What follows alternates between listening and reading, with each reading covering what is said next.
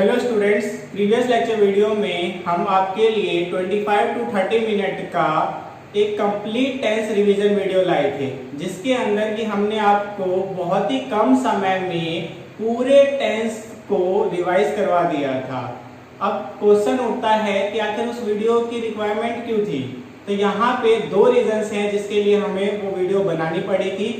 First तो ये कि अगर आपने हमारे टेंस सीरीज की सारी वीडियोस अगर फॉलो की है तो उसमें अगर आपको कोई भी प्रॉब्लम आई हो, कुछ ऐसे टॉपिक्स हो जो नहीं समझ आया था, तो आप उस वीडियो को देख के उसे क्लियर कर सकते हैं। और दूसरा रीजन था कि आज जो हम टॉपिक स्टार्ट करने वाले हैं उसमें टेंस का आना बहुत जरूरी है। तो आज हम कौन सा टॉपिक स्टार्ट कर रहे हैं, तो आपको बोर्ड पर दिख रहा होगा वॉइस, जो कि ग्रामर का एक बहुत ही इंपॉर्टेंट टॉपिक है। ठीक है, तो यदि आपने वो प्रीवियस वीडियो जो टेंस रिवीजन की वीडियो थी वो अभी तक नहीं देखी है तो पहले जाके उसे देखिए, लिंक आपको डिस्क्रिप्शन में मिल जाएगा। फिर इस वीडियो को कंटिन्यू करना। तो बिना टाइम वेस्ट किए आज की क्लास स्टार्ट करते हैं।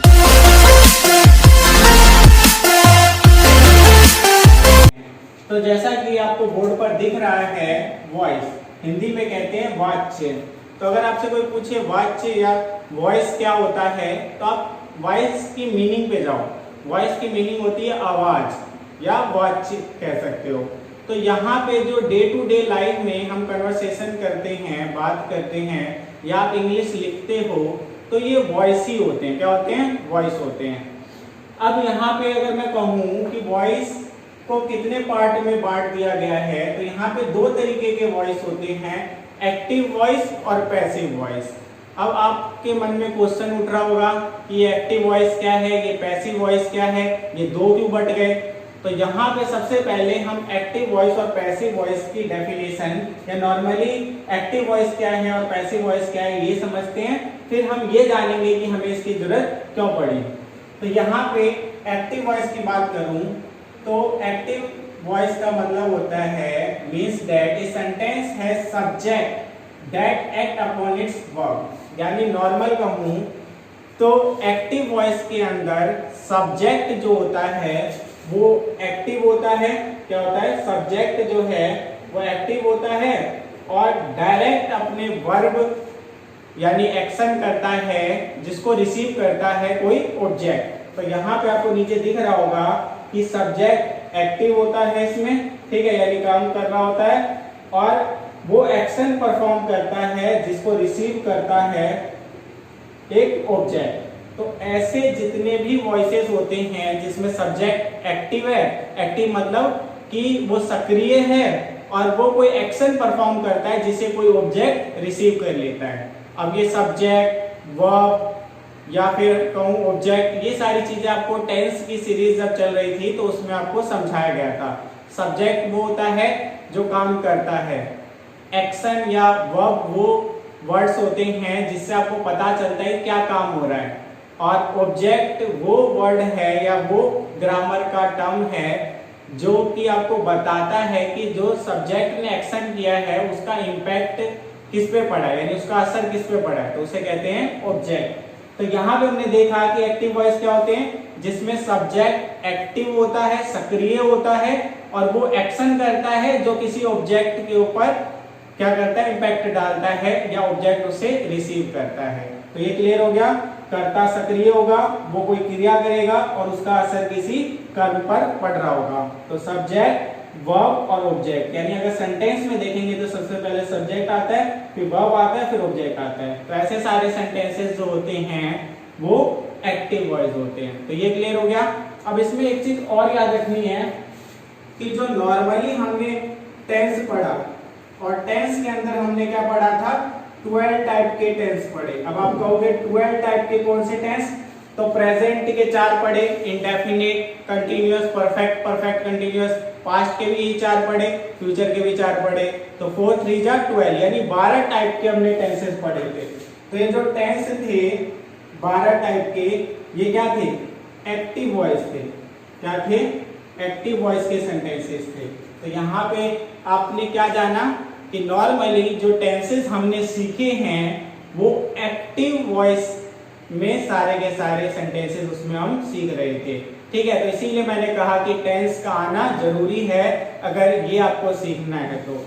ठीक है, तो यहाँ पे आपने क्या जाना, टेंस के जो 12 टाइप के जो हमने टेंस सीखे थे, यानी टेंस में जो 12 टाइप का टेंस हमने सीखा था वो क्या थे, एक्टिव वॉइस थे या एक्टिव टेंस था। अब बात करते हैं पैसिव वॉइस क्या होता है।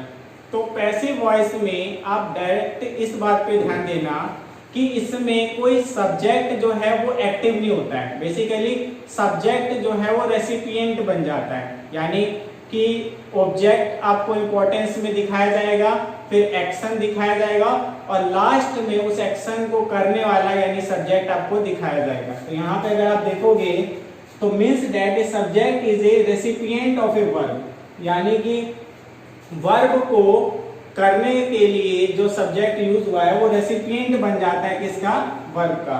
अब रेसिपिएंट मतलब क्या होता है, तो रेसिपिएंट मतलब होता है कि लेने वाला, यानी जो एक्शन को लेगा। ठीक है, तो एक्शन को लेने वाला जो है वो बन जाता है सब्जेक्ट। तो यहाँ पे सब्जेक्ट जो है वो एक्टिव नहीं रहता।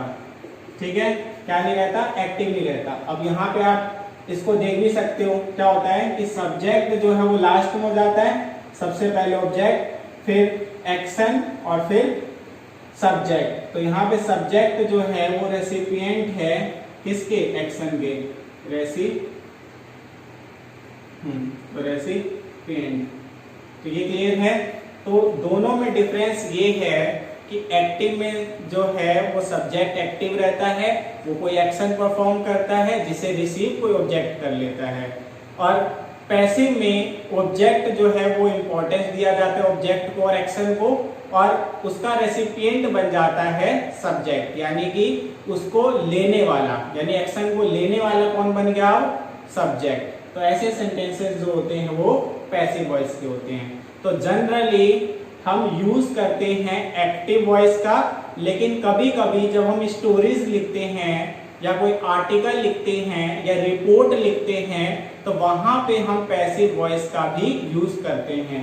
ठीक है, और एक चीज और याद रख लेना कि ग्रामेटिकली अगर आप देखोगे तो ग्रामेटिकली जो आपने अभी तक टेंस सीखा है तो ग्रामेटिकली ये आपको ठीक लगेंगे और ये जो है वो आपको ग्रामेटिकली ठीक नहीं लगेंगे, क्योंकि ये टेंस के अकॉर्डिंग नहीं चलता है। ये किसके अकॉर्डिंग नहीं चलता, पैसिव, टेंस के अकॉर्डिंग नहीं चलता है। टेंस के अकॉर्डिंग कौन चलता है, एक्टिव वॉइस। ये क्लियर रखना।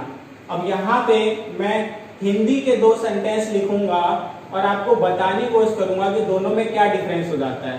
दोनों की मीनिंग सेम रहेगी, लेकिन दोनों में जो सब्जेक्ट, ऑब्जेक्ट और जो एक्शन है यानी वर्ब है उनकी प्लेस चेंज हो जाती है और उनकी प्रायोरिटी यानी इंपॉर्टेंस जो है वो बदल जाती है। तो यहाँ पे देखो, मैंने कहा मैं किताब पढ़ता हूँ। ठीक है, मैं किताब पढ़ता हूँ। तो अब मैं कहूँगा किताब पढ़ा जाता है मेरे द्वारा। ठीक है, जैसे मैं ऐसे भी कह सकता था किताब मेरे द्वारा पढ़ा जाता है। तो यहाँ पे जो है मैंने क्या देखा, मैं किताब पढ़ता हूँ, तो सबसे पहले जो नॉर्मल आपको दिख रहा है कि मैं किताब पढ़ता हूँ में मैंने बताया कि मैं सब्जेक्ट, क्योंकि मैं कर रहा हूँ, पढ़ना क्रिया और किताब कर्म। ठीक है, अब यहाँ पे सबसे पहले क्या आ गया, कर्म आ गया, किताब जो है वो कर्म था और फिर क्रिया और फिर अंत में जो है वो कर्ता आ गया। देखो, कर्ता सबसे अंत में हो गया, क्रिया तो बीच में था, बीच में ही है, और जो कर्म है वो सबसे पहले आ गया। लेकिन नॉर्मल जो मैंने ऊपर वाला सेंटेंस लिखा था उसमें कर्ता था, ठीक है, क्रिया, और यहाँ पे किताब कर्म था। तो यहाँ पे जो चीज आपको समझनी है वो ये कि दोनों सेंटेंस का जो मीनिंग है वो सेम ही है कि मैं किताब पढ़ता हूँ और किताब पढ़ा जाता है मेरे द्वारा। ठीक है, दोनों की मीनिंग सेम है, बस बोलने का तरीका और लिखने का तरीका जो है वो अलग हो गया। और पहले वाले में हमने जो महत्व दिया, इंपॉर्टेंस दी है वो कर्ता को दी है, और दूसरे वाले में हमने कर्म को दी है। तो ये बदल जाता है बस, बाकी सारी चीजें यानी मीनिंग के अगर हम एस्पेक्ट से देखें तो सेम रहता है। तो इसे नोट डाउन करो, फिर आगे कंटिन्यू करते हैं।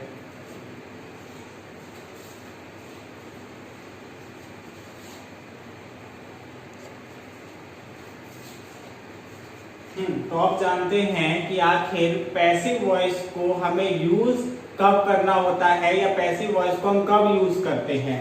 तो यहाँ पे 2 पॉइंट आपको लिखे गए हैं जिसमें कि ये पता चल जाएगा कि आखिर हम पैसिव वॉइस का यूज करते क्यों हैं या कब करते हैं। क्योंकि आपको ये तो पता है कि जनरली हम एक्टिव वॉइस में ही कन्वर्सेशन करते हैं या एक्टिव वॉइस ही लिखते हैं या एक्टिव वॉइस में ही समझते हैं। तो वहां पे बीच में पैसिव वॉइस को कब यूज करना पड़ता है, तो इसके लिए 2 पॉइंट लिखे गए हैं। पहला है when we don't know the subject, जब हमें पता ही ना हो कि सब्जेक्ट कौन है, तो वहां पे हम जो है क्या करते हैं, पैसिव वॉइस का यूज करते हैं। और दूसरा है when you want to focus on the action और ऑब्जेक्ट, ठीक है, रादर देन, यहां पे लिख लेना rather than who did it, यानी जब आप फोकस करना चाहते हो एक्शन को, एक्शन मेनली वर्ब, और ऑब्जेक्ट को, किसके बजाय, हु डिड इट, यानी कि सब्जेक्ट के बजाय आप एक्शन को या ऑब्जेक्ट को फोकस में लाना चाहते हो, केंद्रित करना चाहते हो या इंपॉर्टेंस देते हो, तब हम करते हैं।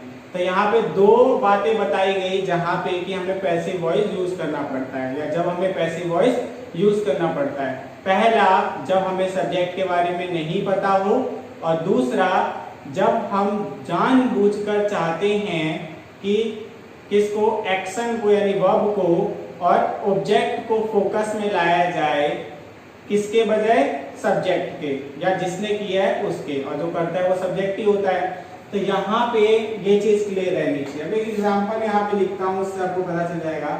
जैसे मैं कहूंगा the road is build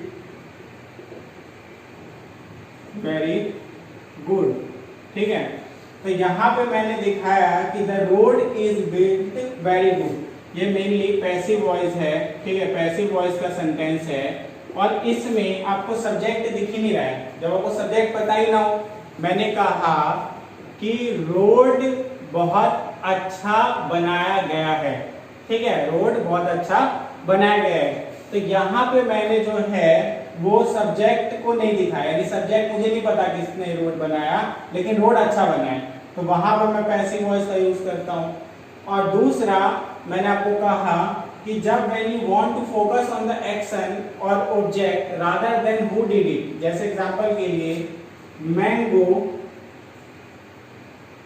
is being eaten by me, ठीक है, तो ये भी पैसिव वॉइस है।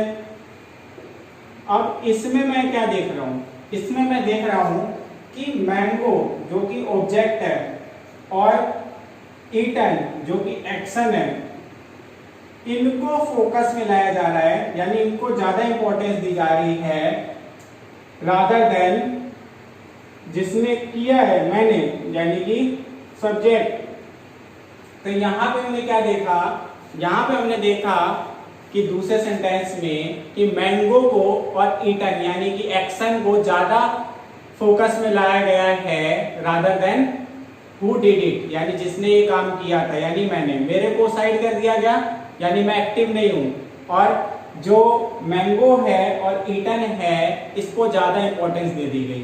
तो यानी 2 जगह पता चले, कौन कौन से जगह, पहला जब सब्जेक्ट पता ही ना हो, जैसे पहला सेंटेंस आप देख रहे हो the road is built very good, यानी कि सड़क बहुत अच्छी बनाई गई है। और दूसरा जो है mango is being eaten by me, यानी आम खाया जाता है मेरे द्वारा, ठीक है, या खाया जा रहा है मेरे द्वारा। तो यहाँ पे दोनों पैसिव वॉइस है और दोनों में ही हमने 2 बातें देखी, एक में सब्जेक्ट नहीं पता था तो पैसिव बनाना पड़ा, और दूसरे में जो है हमें फोकस में लाना था ऑब्जेक्ट को और एक्शन को, तब हमने पैसिव वॉइस का यूज किया। तो इसे भी नोट डाउन करो, फिर आगे हम जानेंगे कि कैसे एक्टिव को पैसिव में हम चेंज कर सकते हैं। तो बात करते हैं कि आखिर हमें किसी एक्टिव जो वॉइस का सेंटेंस है उसे पैसिव में कन्वर्ट करना है तो हम कैसे कर सकते हैं। बेसिकली एक्टिव से पैसिव में कन्वर्ट करना एक कॉम्पिटिटिव एग्जाम के पॉइंट ऑफ व्यू से और एकेडमिक एग्जाम के पॉइंट ऑफ व्यू से बहुत ही इंपॉर्टेंट है, क्योंकि बड़े बड़े जितने एंट्रेंसेस होंगे, फिर वो बैंकिंग के हो, रेलवे के हो, जिसे एसएससी वगैरह कहते हैं, तो उसमें देखा गया है कि एक्टिव के सेंटेंसेस देके उसे पैसिव में पूछ लेते हैं और पैसिव का देके उसे एक्टिव उसका क्या होगा ये पूछ लेते हैं। तो इसीलिए आपको कैसे किसी एक्टिव सेंटेंस को पैसिव में चेंज करते हैं ये आना बहुत जरूरी है या बहुत इंपॉर्टेंट है। तो यहाँ पे देखो, तो सबसे पहले आपको ये पता होना चाहिए कि कोई भी एक्टिव वॉइस का जो सेंटेंस होता है, सही से देखना इसे, कोई भी एक्टिव वॉइस का जो सेंटेंस होता है तो उसमें क्या क्या चीज होती हैं। तो सबसे पहले सब्जेक्ट होता है, ठीक है, ये चीजें क्लियर रखना क्योंकि अब बहुत इंपॉर्टेंट टॉपिक शुरू हो रहा है। तो सब्जेक्ट होता है, फिर हेल्पिंग वर्ब होता है, फिर मेन वर्ब होता है और फिर ऑब्जेक्ट होता है, ठीक है। तो नॉर्मली अगर आप कोई भी टेंस वाला सेंटेंस देखते हो तो उसमें यही चीजें होती है और उसी को एक्टिव वॉइस कहते हैं। Subject, helping verb, main verb, object. Hindi में कहूं तो कर्ता, सहायक क्रिया, मुख्य क्रिया और कर्म। अब जब हमें पैसिव वॉइस बनाना पड़ता है, क्या बनाना पड़ता है, पैसिव वॉइस, तो चीजें चेंज होती है। अब ये चेंज कैसे होती है इस चीज को देखते हैं। तो देखो, सबसे पहले तो जो सब्जेक्ट था वो स्टार्ट में था, उसको हमें लास्ट में करना होता है। तो सब्जेक्ट जो है वो सबसे लास्ट में चला जाएगा, ठीक है, और बाय आ जाएगा, बाय फिर सब्जेक्ट आएगा। सब्जेक्ट अकेले नहीं आता, बाय के साथ लग के आता है, तो बाय सब्जेक्ट। और जो ऑब्जेक्ट था वो सबसे पहले आ जाता है, ऑब्जेक्ट। तो ऑब्जेक्ट सबसे पहले हो गया और सब्जेक्ट जो है लास्ट में। तो आप ऐसे करके दिखा सकते हो कि ये यहाँ पे आ गया और ऑब्जेक्ट जो है पहले आ गया, ठीक है। अब हेल्पिंग वर्ब जो है वो हेल्पिंग वर्ब जहां पे था वहीं पे रहेगा, ठीक है। और मेन वर्ब जो है वो मेन वर्ब नहीं रहेगा, वो वर्ब की थर्ड फॉर्म बन जाएगी। क्योंकि आपने जब टेंस देखा था या टेंस सीखा था तो वहां पे आपने क्या देखा था कि कुछ ऐसे सेंटेंसेस होते थे जिसमें वर्ब की फर्स्ट फॉर्म लगती थी, कुछ ऐसे भी सेंटेंसेस मिले थे पास्ट के जिसमें वर्ब की सेकंड फॉर्म लगी थी। तो कंटिन्यूअस के सेंटेंसेस में वर्ब की फर्स्ट फॉर्म के साथ आईएनजी लगा हुआ था। वही परफेक्ट अगर टेंस की बात करें उसके सेंटेंसेस में वर्ब की थर्ड फॉर्म लगी थी। यानी यहाँ पे जो मेन वर्ब होगा वो वर्ब की फर्स्ट फॉर्म भी हो सकता है, सेकंड फॉर्म भी हो सकता है, थर्ड फॉर्म भी हो सकता है, वर्ब की फर्स्ट फॉर्म आईएनजी भी हो सकता है। यानी एक्टिव वॉइस के सेंटेंसेस में मेन वर्ब जो है टेंस के अकॉर्डिंग कोई मतलब इनमें से हो सकता है कोई भी एक। लेकिन जब हम पैसिव वॉइस करेंगे तो उसमें कोई भी वर्ब नहीं होता, वर्ब की थर्ड फॉर्म ही होती है, ये क्लियर रखना। यानी कि वर्ब यहाँ पे कोई भी है मेन वर्ब, लेकिन जब आप पैसिव में उसे चेंज करोगे तो वहां पे वर्ब की थर्ड फॉर्म में लिखना। तो यहाँ पे आपको वर्ब के फॉर्म्स आने चाहिए और वो भी थर्ड फॉर्म तो इम्पोर्टेंट है क्योंकि हर पैसिव सेंटेंस में वर्ब की थर्ड फॉर्म आती है, ठीक है। तो यहाँ पे हमने क्या क्या चेंज देखा। पहला चेंज देखा कि सब्जेक्ट जो है वो ऑब्जेक्ट की जगह पे चला गया। दूसरा देखा कि सब्जेक्ट के साथ जो है वो बाय लगा, ठीक है। तीसरा हमने देखा कि ऑब्जेक्ट जो है वो क्या बन गया, सब्जेक्ट बन गया। चौथा हमने देखा कि कोई भी वर्ब हो लेकिन पैसिव बनाते समय वर्ब की थर्ड फॉर्म ही आती है।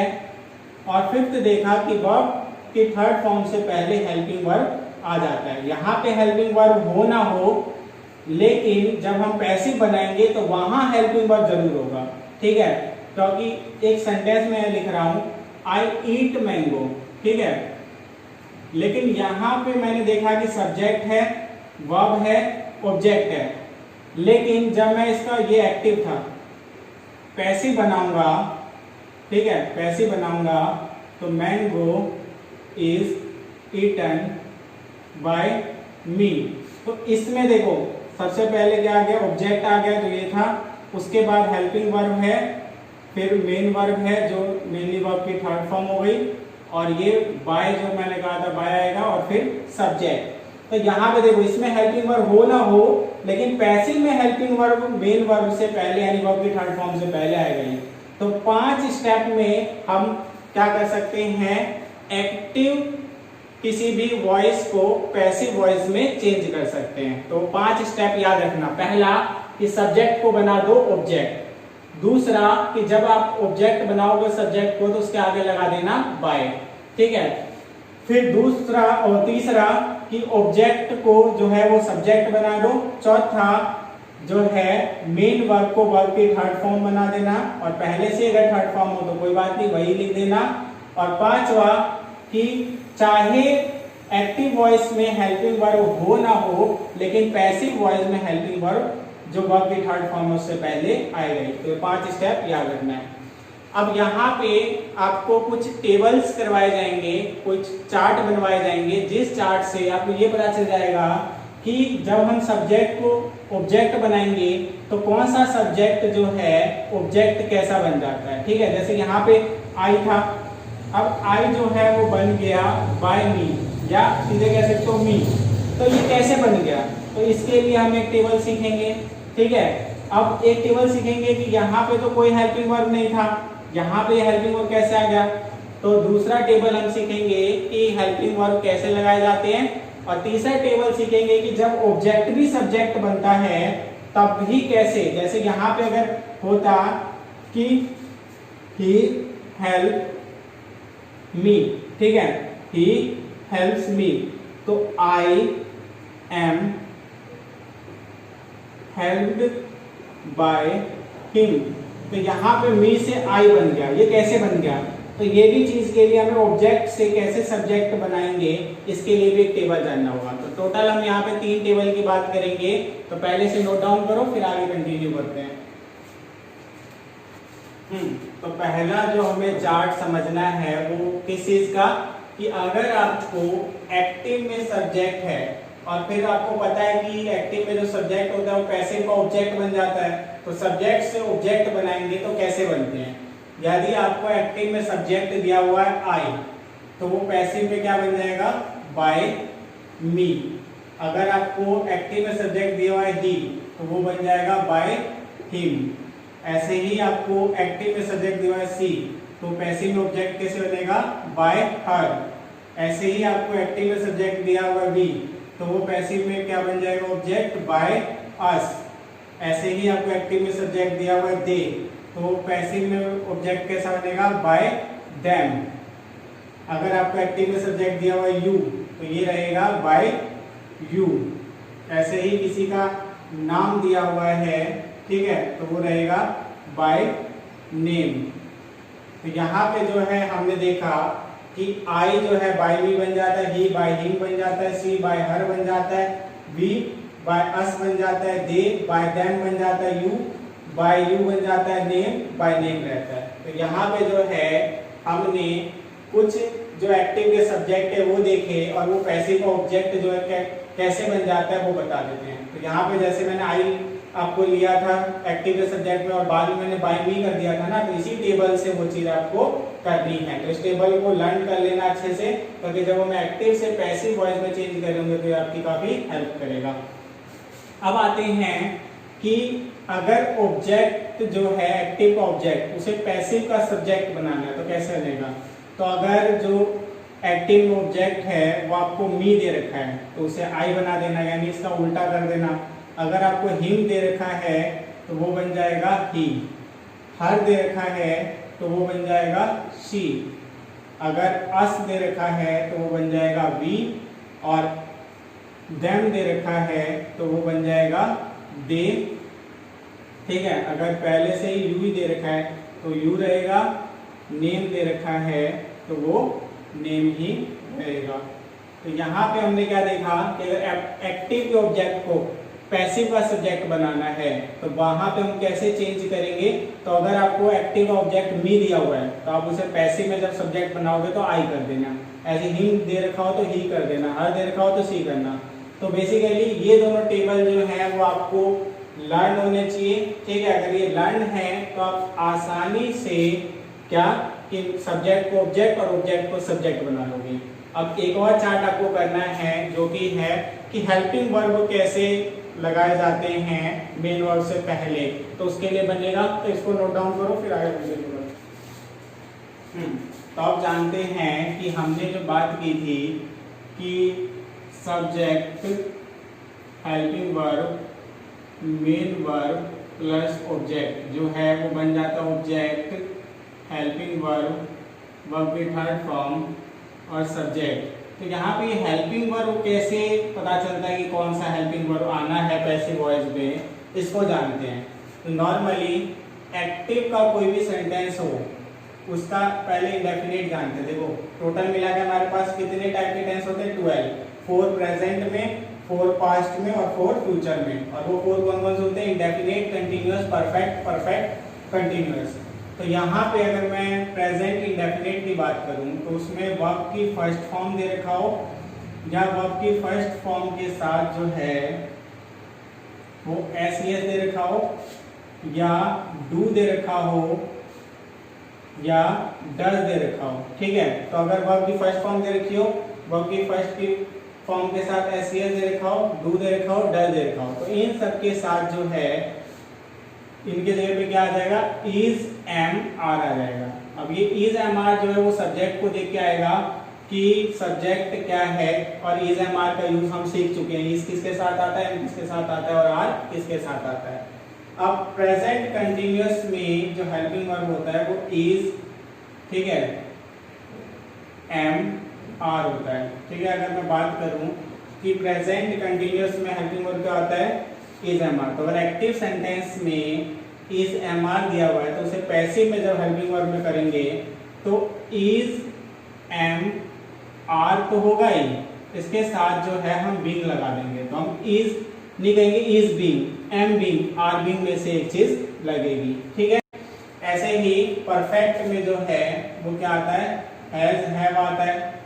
तो हैज हैव की जगह पे हम कहेंगे हैज बीन, और हैव बीन हो जाएगा जब पैसिव करेंगे, ठीक है। हैज बीन और हैव बीन हो जाएगा। परफेक्ट कंटिन्यूअस में पहले से ही हैज बीन हैव बीन होता है, हैव बीन होता है, ठीक है। तो ये जब हम पैसिव में करेंगे तो ये चेंज नहीं होता, यानी इसके एक्टिव वॉइस को पैसिव में करते ही नहीं है। टोटल मिला के प्रेजेंट में 3 ही एक्टिव वॉइस होते हैं प्रेजेंट के, जिसको हमें पैसिव में करना होता है, ये चेंज नहीं होता, ठीक है। ये चीज याद रखनी है। अब पास्ट में आते हैं तो पास्ट में वर्ब की सेकेंड फॉर्म दे रखी हो या डिड दे रखा हो, तो इन दोनों, ये दोनों दे रखे होंगे, तो इसको जब हम हेल्पिंग वर्ब बनाएंगे इनके जगह पे तो हम क्या बनाएंगे, नॉर्मली वाज वर, ठीक है। अब कंटिन्यूअस होगा पास्ट का तो उसमें क्या होता है, हेल्पिंग वर्ब होता है पहले से वाज वर, तो इसे बना देंगे हम वाज बीइंग या वर बीइंग। परफेक्ट होगा तो हैड होता है, ये बन जाएगा हैड बीन, ठीक है। और लास्ट में परफेक्ट कंटिन्यूअस है जो हैड बीन होता है, ये चेंज ही नहीं होता है, ठीक है। तो इसको जो है हम ऐसे ही छोड़ देंगे।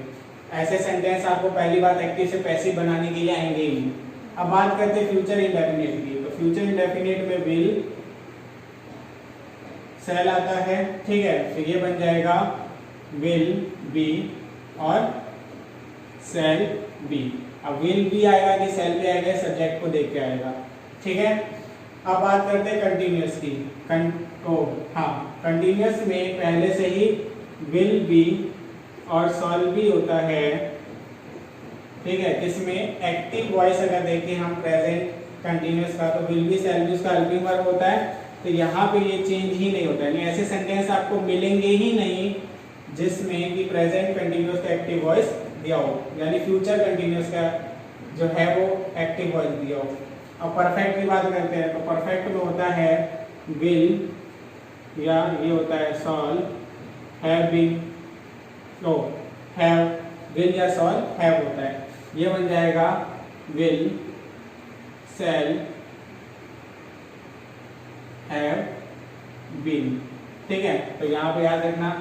इसके बाद परफेक्ट कंटिन्यूअस में जो है वो विल सेल हैव बीन होता है, ये चेंज ही नहीं होता है। ठीक है, तो ये क्लियर रखना। तो यहाँ पे हमने क्या जाना कि टोटल मिला के 12 टाइप के एक्टिव वॉइस हो सकते हैं, लेकिन पैसिव वॉइस जब बनाते हैं तो टोटल 8 ही बनेंगे।